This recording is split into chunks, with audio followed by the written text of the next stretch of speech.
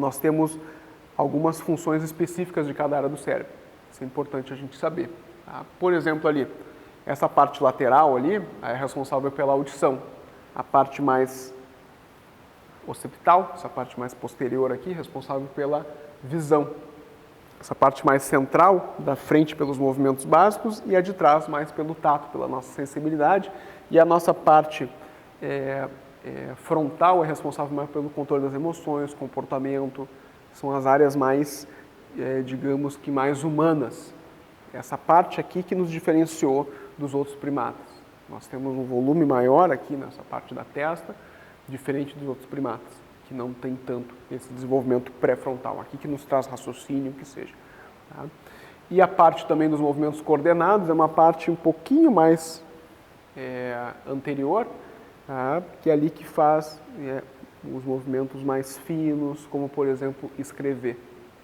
Tá? Depois a gente vai ter também uma aula específica da questão dos problemas de aprendizado, vocês vão ver o quanto que influencia o desenvolvimento cerebral no aprendizado. Tá? Então, o cérebro se desenvolve mais ou menos naquela ordem ali, tá? De cima para baixo. Criancinha lá no primeiro ano de vida, ela vai desenvolver principalmente os seus centros de sono e alimentação, que estão muito ligados. São centros lá, lembrem lá daquele cérebro primitivo, certo? Então, o desenvolvimento começa por aquelas areazinhas, depois que ele vai chegar naquele desenvolvimento mais cortical, mais do que é humano mesmo. Tá? A criança nasce muito cruzinha e ela vai amadurecendo aos pouquinhos. Então, a primeira etapa, a primeira função aí dos pais é tentar regrar o sono e a alimentação dessa criança. Certo? Se não regra a sono e a alimentação no início, em geral acaba comprometendo às vezes todo o desenvolvimento da criança. Certo? Então, tem um livro bem interessante que é o Nana Nenê. Tá? Que quem trabalha principalmente com pré-escola ou quem vai ter filho, que nem eu agora vou ter que reler tudo de novo, tá? É o Nana Nenê, que é um livro que ensina técnicas assim, de como a gente deve lidar com a criança para ela ter, aos 6 meses de vida, um soninho que consiga deixar papai e mamãe dormir a noite inteira, tá? Que é um problema. Tá? E filhos que não dormem bem, tá? Isso estressa toda a família, compromete a vida do casal, compromete a vida da própria criança. Tá? Então, é muito importante que a criança durma o mais precoce possível a noite inteira. Tá? Isso é muito bom assim, para os pais. Certo? Então, primeiro começa com o controle de sono e alimentação, que é mais subcortical, envolve mais as áreas primitivas, ali que eu chamo de hipotálamo. Tá? Aos pouquinhos a criança vai adquirindo o controle dos movimentos, dos músculos maiores.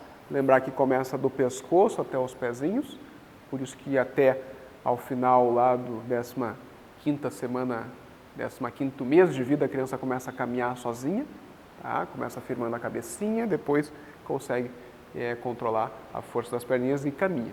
Tá? Depois ela acaba também desenvolvendo o controle dos esfíncteres, né? Esfíncteres tanto o anal quanto, no caso, o urinário, também a gente vai ver. E dos 2 anos em diante, a comunicação explode. Tá? Hoje eu estou vendo que isso acontece bem antes. Tá? Mas a comunicação dos 2 anos em diante, a coisa explode, começa com frases, aí sim começa. Tá? Mas lembrar que a comunicação e o comportamento social estão extremamente interligados. Certo? Se a gente fala bem, a gente tende a se comunicar bem e a gente vai ter um comportamento social mais adequado.